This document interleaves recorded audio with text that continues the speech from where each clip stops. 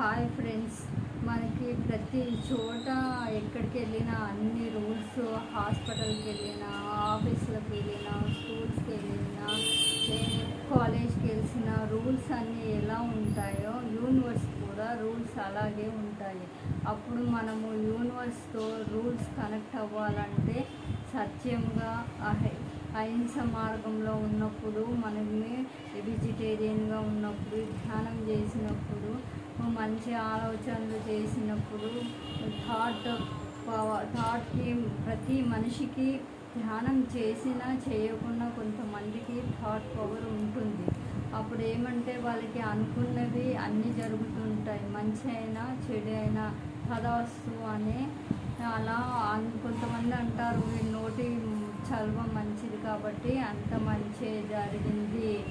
ఇంకా ఇంత చాలా యూనివర్స్లో, అందుకని మనము యూనివర్స్తో కనెక్ట్ అయినప్పుడు మనము ధ్యానం చేయడం వల్ల ఏదైనా జరిగిపోతుంది. కాబట్టి మనము ధ్యానం చేయడం వల్ల, యూనివర్స్తో కనెక్ట్ అవ్వడం వల్ల మనము అనుకున్న పనులన్నీ ఒక్కొక్కటి చాలా తొందరగా జరుగుతాయి.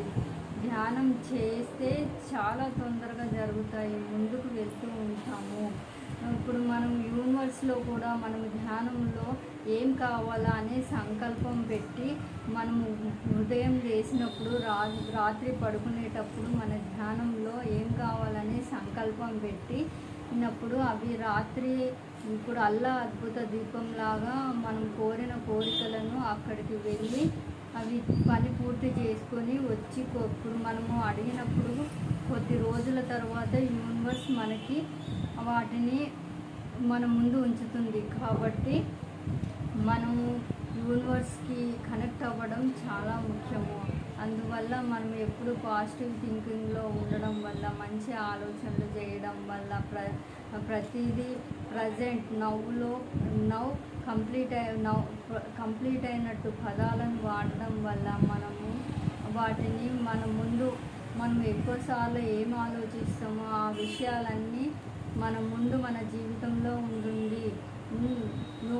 నోటి వాక్కు నుదుటి రాత అని ఎలా అంటారో, మన లోపల థాట్లో ఏం ఆలోచిస్తామో మన లైఫ్లో అవి జరుగుతూ ఉంటాయి.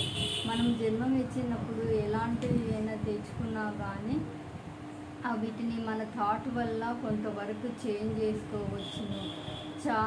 అందుకనే ప్రతి మనిషికి ఆరా కూడా స్ట్రాంగ్గా ఉండడం చాలా ముఖ్యము. ప్రతి మనిషికి ఆరా ఉంటుంది. ఆరా వల్ల చాలా ఇప్పుడు మనం ఎన్ని చోట్లకో వెళ్తూ ఉంటాము, అక్కడ అందరూ మంచిగా ఆలోచించే వాళ్ళు ఉంటారు, చెడుగా ఆలోచించే వాళ్ళు ఉంటారు. మనసు లోపల వాళ్ళు ఏ విధంగా ఆలోచిస్తారో వాళ్ళ ఆరా స్ట్రాంగ్గా, వీక్గా ఉండడం జరుగుతుంది. Thank you universe.